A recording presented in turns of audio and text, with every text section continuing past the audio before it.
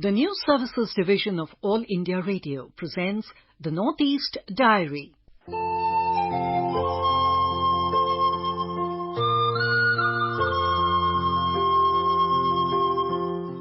Good evening, listeners, and a warm welcome to this edition of the Northeast Diary, in which we bring you the latest developments from India's unexplored Northeast.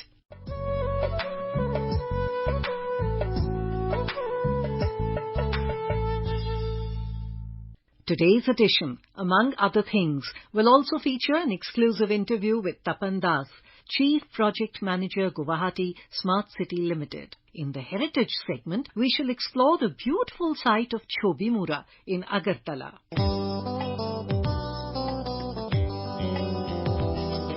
In a first of its kind in the state of Nagaland, the Chief Minister's Health Insurance Scheme, CMHIS, was launched on 14th October 2022 at the Chief Minister's State Banquet Hall, CMRC Kohima, with the CEO, National Health Authority, Ministry of Health and Family Welfare, Dr. R.S.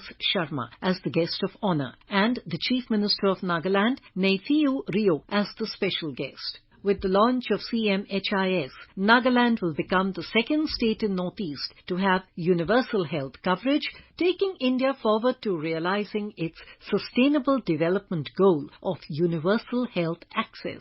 And at the same time, the scheme is implemented in convergence with the Ayushman Bharat Pradhan Mantri Jan Arogya Yojana. Here is a report.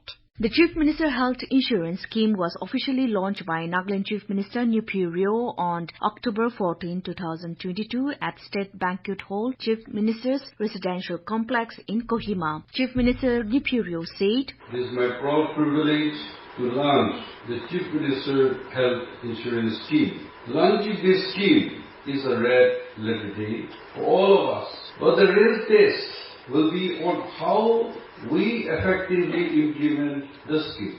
I hope and pray that all the implementing agencies will take their responsibility positively.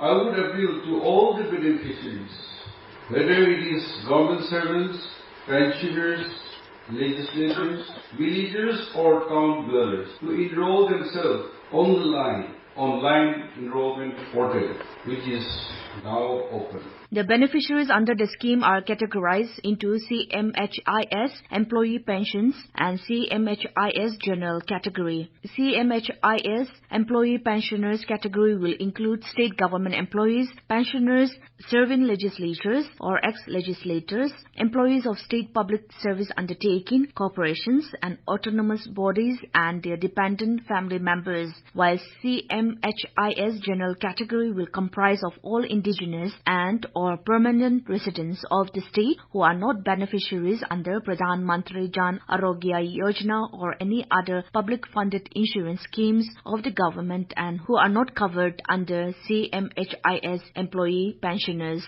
The sum insured for CMHIS General beneficiary families will have coverage of up to 5 lakh rupees per annum on a family floater basis, similarly to Ayushman Bharat Pradhan Mantri Jan Arogya Yojana. This scheme will be available through a wide network of nearly 28,000 Ayushman Bharat empanel hospitals across the country, while under CMHIS EP, government servants and pensioners will have a coverage of up to 20 lakh rupees per family and also have access to nearly 1,500 CGHS empanel hospitals. For Northeast Diary, this is Asunyo from AIR News Kohima.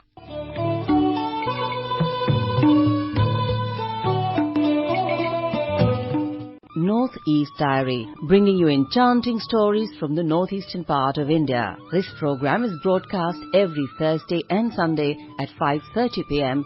on FM Gold and on our app News on AIR. We look forward to you walking this journey with us twice a week, every week.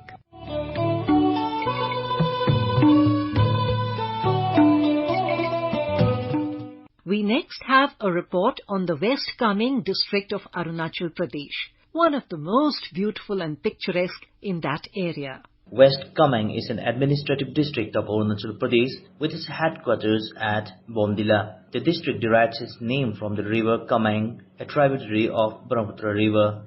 The district is surrounded by Tibet region of China in the north, Bhutan in the west, Tawang and East Kameng districts of Arunachal Pradesh are in the northwest and east respectively. Most areas of the district are covered by mountains and forest. The population density of the district is only 8 per square kilometer. The inhabitants are all tribals.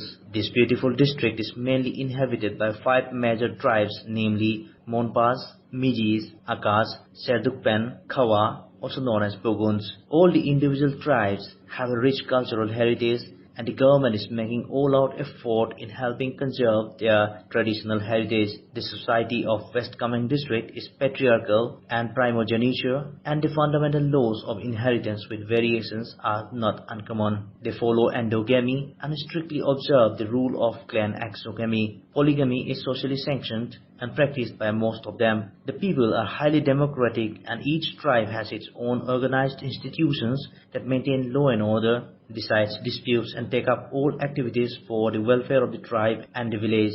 The members constituting these organizations are selected by the people. The entire population of the district can be divided into 2 cultural groups on the basis of their socio-political religious affinities. It has been found that the tribes of West Kameng districts were integrated into groups independent of each other, living their separate lives. The common denominators were that the pattern of lifestyle of each were the same, and that they follow the same occupation. The societies are casteless and governed by chiefs. The adults and the young act as the implementing instruments of the decisions and instructions of the older generation. The people may be divided into 2 cultural groups on the basis of their socio-religious affinities. The Monpas and the Serdukpens of the district follow the Lamaistic tradition of Mahayana Buddhism. Noted for the religious fervor, the villages of these communities have richly decorated Buddhist temples, locally called gompas. Though largely agriculturist, practicing terrace cultivation, many of these people are also pastoral and breed herds of yak and mountain sheep. The second group of the people are Akas, Mijis and Bogun, who worship sun and moon god, namely Doni Polo and Abotani, the original ancestors of most of these tribes. Their religious rituals largely coincide with phases of agricultural cycles. They invoke natural deities and make animal sacrifices. They traditionally practice jooming and seed cultivation. For Northeast Diary, this is Rakesh Dole, AIR News, Itanagar. Tripura has a bounty of natural resources that comprise a serene and lush green landscape, heritage sites that are replete with historical and archaeological remains. Out of the many heritage sites, one of the most enchanting areas is Chobimura, and the literal meaning of that is murals engraved on hilly mounds. Let us come to know more about the site from our Agartala correspondent, Reena. Dense jungle, the river, caps and the rock-cut images blend to form a tourist destination, Sabimura, which is furthermore a heritage site. Sabimura is famous for its panels of rock carvings on the steep mountain on the bank of Gomati. The dense jungle, the river, caps and the rock-cut images blend to form a tourist destination, Sabimura, which is furthermore a heritage site. Sabimura is famous for its panels of rock carvings on the steep mountain on the bank of Gomati river. There are images carved of Shiva, Vishnu, Kartika, Maheshwara, Mardini, Durga and other gods and goddesses. According to Archaeological Society of India, these rock-cut images date back to 15th to 16th centuries. The Sabimura, which is 85 km away from Agartala in the southern sector, is covered with thick forest. Tourists can reach the main site of rock-cut carvings and caves only after trekking through these jungles. In fact, Tripura Tourism Development Corporation's efforts are behind in making this heritage site in becoming one of the most vibrant destinations. Talking to AIR News, Assistant Director of Tripura Tourism, Mrinal Kantidas said that in Chobimura, you can find the sculptures in the steep mountain hills. And you can feel, when you are riding on the boat, then you can feel that you are going to the Amazon River. In Chobimura, there are 32 panels. We are developing Chobimura as a favorite tourist destination.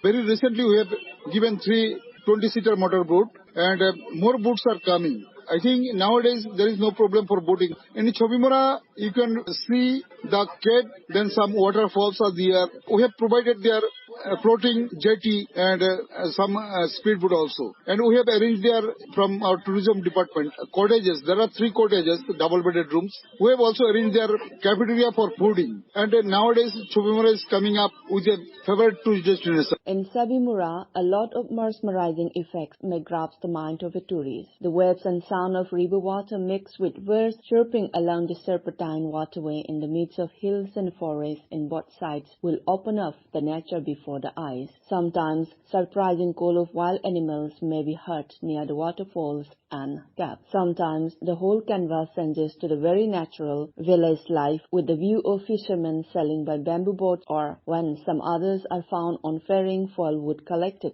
from the forest. Sabimura, seated at the vortex of forest, is an unusual prize of nature apart from its archaeological and spiritual perspective. For Northeast Diary, this is Rina Nungmaithem from Agartala. The Mission Organic Value Chain Development for the Northeast region has been instrumental in bringing definitive changes in the lives of the organic farmers in the region. The scheme has been providing end-to-end support to farmers by covering quality production, effective post-harvest management, value addition through processing, and direct market linkages to national and international markets. Sikkim's Soreng-based Farmers Producer Organizer promoter Mahendra Dahal speaks about the scheme's benefits. 2017 से किसानों द्वारा उत्पादित विभिन्न उत्पादों को किसी बिचौलिया को दिए बगैर सीधा अपने संस्था के माध्यम से बिक्री करने के कारण किसानों को अच्छा मूल्य प्राप्त हो रहा है। इस स्कीम से किसानों को तो मुफ्त में बीज, विभिन्न फार्म इनपुट्स और खाद बनाने के लिए आर्थिक सहयोग प्राप्त हुआ है। इसके साथ साथ हमारे एपीओ में भी भारत सरकार द्वारा संचालित इस स्कीम से collection aggregation centre, cold storage बनाने के लिए 75% सब्सिडी मिली हुई है। And now, our special guest from Assam, Tapan Das, the Chief Project Manager, Guwahati Smart City Limited, in conversation with Manas Pratim Sharma. Mr. Das, would you please tell us what are the initiative being taken by Smart City project in Guwahati? At present, we are having 15 projects. Our projects are divided into 2 parts. One is area-based development and another is Pan City development. For the area-based development, we are having projects like development of Brahmaputra riverfront, Aswakanta, Umananda, Dakhin Pathatra, Kalakhetra, etc. For Pan City development, we are having ITMS projects where we are putting the signals. We are having EV buses. We are having CNG buses. So these all are Pan City development. And on top of that, we are fixing street lights in most of the roads. And there is another project in which we are fixing the street light on premises of any persons who is having that electricity bill and having a valid ID card. So we are providing light to all of them under Project Jyoti Phase 2. So already Phase 1 is successfully done, where we have given 10,000 street lights to various households in Guwahati. How you are taking this beautification process for the people of the state or the Guwahatians specifically? See, for beautifications, we are specifically having Brahmaputra riverfront, which is one of our major project, in which we are developing a bridge from Kasari Ghat to BC Bungalow. On that bridge, over that bridge, we are having a sound garden, pregnancy garden, different 6 type of gardens are there. Then we are having walkway, jogging tracks, and we are having kiosks there, where in evening people can go there and relax, and it will be surrounded very nice landscaping. Plus we are developing the area, that means some amenity buildings are coming, plus parking areas we are developing. After completion, it will be like a Corniche in, you can say, compared to foreign areas. So that is one beautification project. And plus we are developing the hotras like Dakhin Pathatra, Aswakanta, Umananda. Here what we are doing, like we are developing the area Basically, in Umananda, if you are talking, we are developing these steps. Then, because if you are going now, you will find that it's very undoable. So we are making it with tiles. Then we are making a water treatment plant there. Doloi residence and all those things are getting developed. Same in Ashwakanta, we are resembling Ahom dynasty monuments, and then we are making all the, like even if you are making the toilet also, we are just making sure it is colored in terracotta and it resembles Ahom dynasty. So every minute details are taken into consideration, and we are executing those projects. This type of projects will complete now. The footfall of the people will increase there. Similarly, we have done one project in Gandhi Mandap, which is already handed over to GMDA. There we have developed the museum, plus we have developed this one. We brought a light and sound show there. So this will definitely attract people, and the footfall in that area will definitely increase. So it will be a tourist spot. You just mentioned about light and sound show. Would you please elaborate what are the silent features you have added on it? And do you have any plan to increase the number of the locations where we can have light and sound show in Guwahati? At present, we are having two projects where we are having light and sound show. First, we implemented a part of it in Gandhi Mandap. The Assamese version is already released. So we want to take it to a next level. Like I watched many light and sound show in Dubai. So I want to take it to that particular level, because here, see, basically it will be animation on which recording of various artists will be there. Now the sound is given by Kapil Bora here. The English sound will be given by Mr. Kabir Bedi. I am talking about the main narrator only. And Hindi sound will be given by Mr. Adil Hussain. So in terms of video, you can say they already achieved the 80-90% accuracy. So that's 10% they are working on that one. We have already commented them. See, after the completion, what will happen? This kind of project, first when kids will go there, they will learn about Assam history, because the theme is for Assam history. And a similar kind of thing we are doing in Kalakshetra. Here theme will be basically we will stress on two persons. One is Srimanta Hankardev, and second in Lasit Borphukan's life. So these two, when we will bring this show up, it will definitely attract tourists in both the locations. It will be things that whoever visits Guwahati, they must attend these things. Yeah, exactly. Right. And it will be in three languages, English, Hindi and Assamese.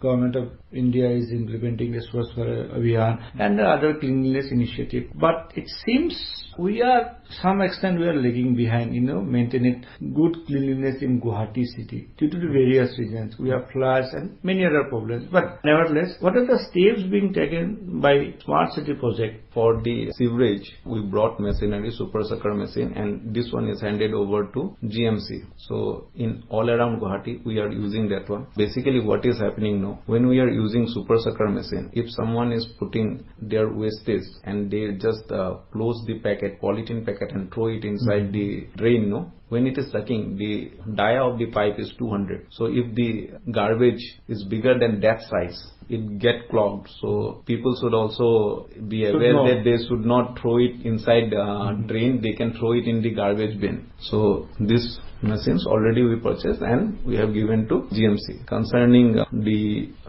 same sewerage issues only, we have brought bio-toilets. So bio-toilets we already put around, but thing what is happening here, these things are big hit in Europe. But what is happening here, due to people awareness, due to some, you can say some elements who are not very friendly, thefts are happening there because some pumps are getting stolen. So those things, the advantage couldn't be taken by the public due to all these kind of reasons. But many are successfully run in like our Guwahati Medical College. We are having few. Those are running very successfully. In Zoo, we are having few where it's running very successfully because maintenance is there and footfall is there and it is maintained by the competent authorities. And rest, all the other bio-toilets, we have just handed it over to GMC. Concerning the water ATM, basically this has to be implemented in a revenue-based model.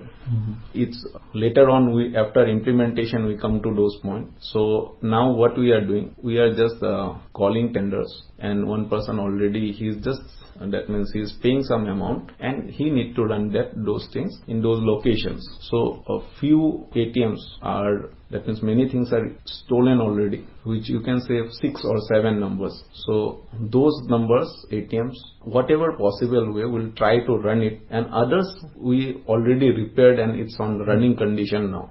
Things will be changed. Yeah, hopefully things will change. You have mentioned several initiatives. Any other new planning, new initiative that you like to implement here? All the projects, basically Smart City is a special vehicle project. So here 50% is funded by central, 50% is funded by state. So projects, whatever has to be taken is already awarded. So when new funds will come, then we'll think of this new proposals. Thank you, Mr. Das, again for giving us your time and giving the valuable inputs on Smart City Guwahati project. Thank you again. You were listening to an interview with Tapan Das, Chief Project Manager, Guwahati Smart City Limited, Assam. Talking to him was Manas Pratim Sharma. Mizoram has mooted an ambitious plan for modernized transport and mobility for the capital city Aizawl. The comprehensive mobility plan proposes to set forth a vision for mobility in Aizawl for a period of next 20 years. In this modern age, all governments are taking up plans for upgradation and expanding urbanization with modern, widespread and safe transportation. In the hilly state of Mizoram, the traffic in the capital city Aizawl is very disciplined. However, the narrow streets cause a phenomenal traffic jam. So, the demand for widening the streets and spreading the mobility network has always been a priority of the present state government. Despite the challenges due to the terraneous topography, the state government has mooted a comprehensive plan. Here is a report from our correspondent from Aizawl. Under the proposed project plan, the Project Management Unit PMU of the Department of Urban Development is preparing the comprehensive mobility plan for Aizawl city and its surrounding areas. The plan proposes to set forth a vision for mobility in the capital city for a period of the next 20 years. Certainly, the plan is giving an eye on the projected growth of the city in the intervening period. While formulating the plan, a workshop was recently organized to review existing scenarios and finalizing mobility indicators under the Aizawl Sustainable Urban Transport Project. The workshop was inaugurated by the Chief Minister, Mr. Zoramthanga. Top officials from all concerned departments and representatives of non-government organizations and Mizoram University attended the workshop and addressed issues.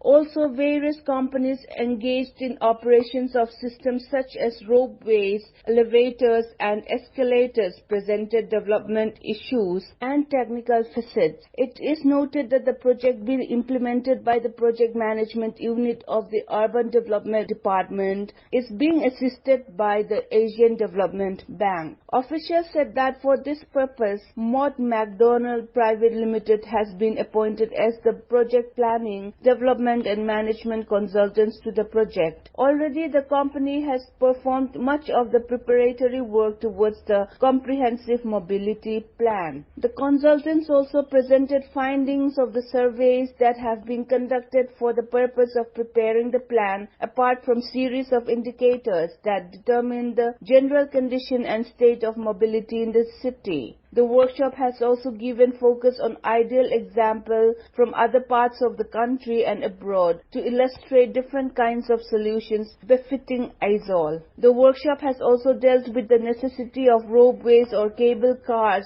along with improving the facilities for pedestrians for vertical mobility such as public stairs, escalators and elevators. According to officials, several workshops will be organized in the next few weeks periodically to find ways on developing a sustainable urban transport system for the capital city of Aizawl. For Northeast Diary with Subhashish Chanda, Irene from Aizawl. Meghalaya, the homeland of the clouds, held its 50 years of statehood day celebration early this year. Let us now listen to their Golden Jubilee celebration song.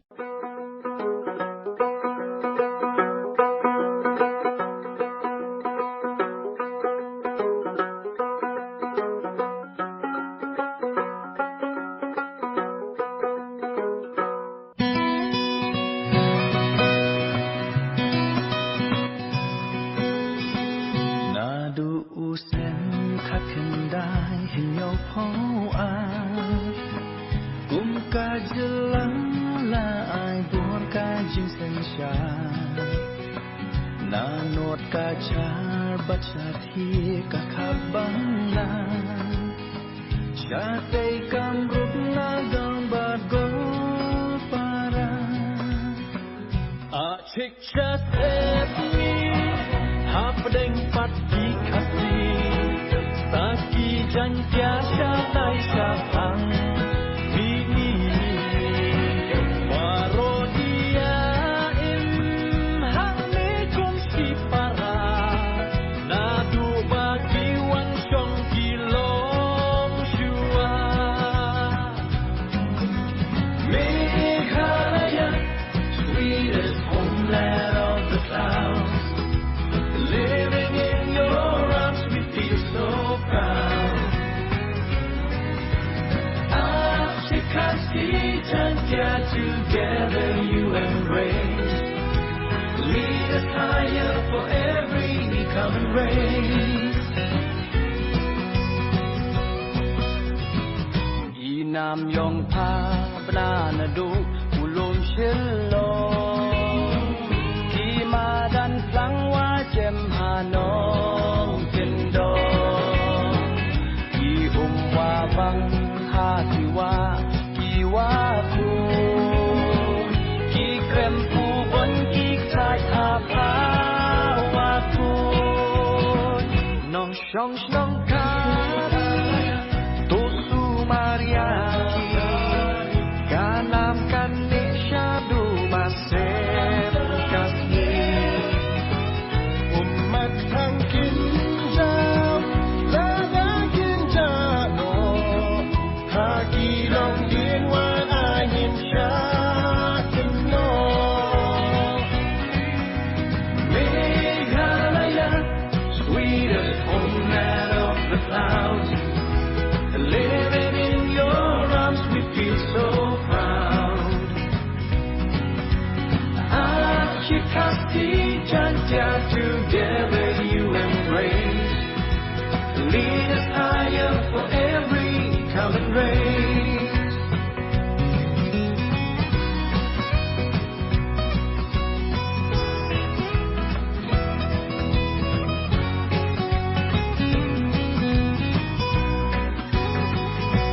Jatang ni cigepa kurang ko hai gemat jana kuan sakti yongin kuan semendi da kuan genang bampakna ultro waji bemakna damsan aku kuselakna tawang cina Allah tongtal leba omina pauna alaki rompang alaki Janai min ya be ya ta thong Ye jing thong nan yo Wan sa ba yai kun jo Wan yen la thong wan ne ka ho ka so Meghalaya, sweetest homeland of the clouds. Living in your arms, we be so proud. Ashikasti Jantia, together you embrace. Lead us higher for every coming race. Meghalaya, sweetest homeland of the clouds. Living in your arms, we feel so proud. Ashikasti Jantia, together you embrace.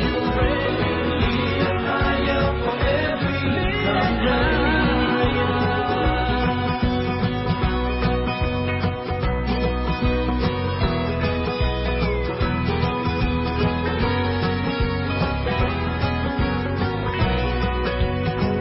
Meghalaya.